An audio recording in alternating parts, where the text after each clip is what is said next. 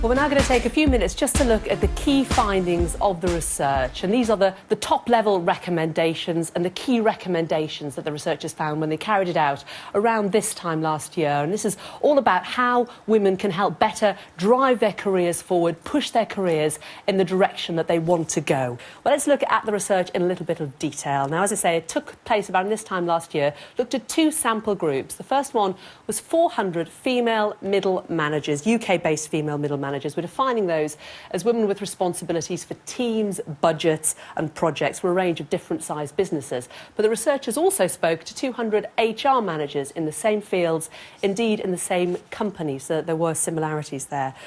Perhaps dispiritingly, the research revealed that not all HR leaders really think that gender diversity is important to drive better business performance. As you can see, only 40% of HR leaders see improved business performance as a benefit of increasing the number of women in senior roles. And of course, this isn't borne out by the facts of industry, where we see that women on high levels of board do lead to better results for companies. And of course, Everywoman will argue that establishing the business case for gender diversity will help push it higher up the corporate agenda. It will generate stronger interest in measurable outcomes, and it will hopefully justify prioritising gender-based initiatives.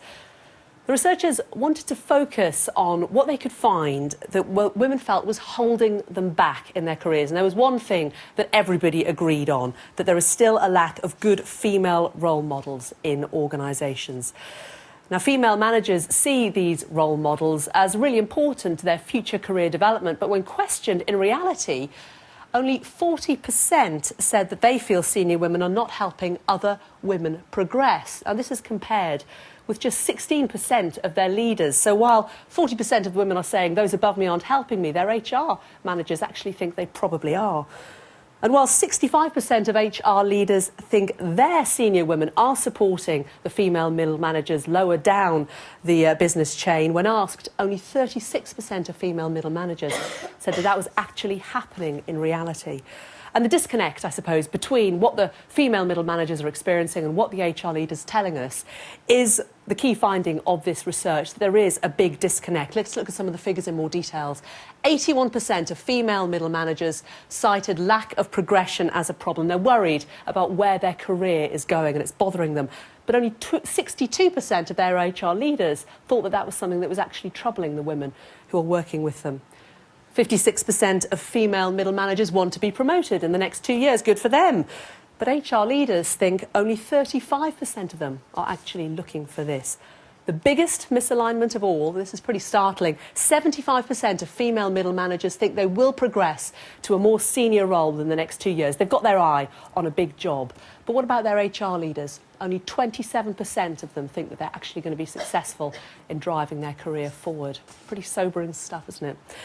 What Everywoman uncovered was that female middle managers are not pushing themselves forwards enough. They have aspirations for promotion, but they're being overlooked. They're hiding their lights under a bushel, as it were. They're underestimating how much personal responsibility they need to take to push their career forward. And they, in fact, think it's their employers that have got the responsibility for pushing their career forward. They almost think that they should be being noticed and should be being helped. But actually, 63% of HR leaders say that they wanted to see women driving their advancement themselves. So what becomes clear is that female managers are not prioritising their own training and development. They've got ability, they're really good at doing their job, and they think that this is going to lead to their promotion. But conversely, HR leaders view this ability, this drive, this ability to do their job as a great reason to keep them in the job that they're currently doing. So today we're asking, how can you drive your ambition? What skills, what tools do you need to send your career on the right path, to make yourself much more visible in the workplace? And how can female middle managers and also HR leaders work together to try to increase the drive in the right direction?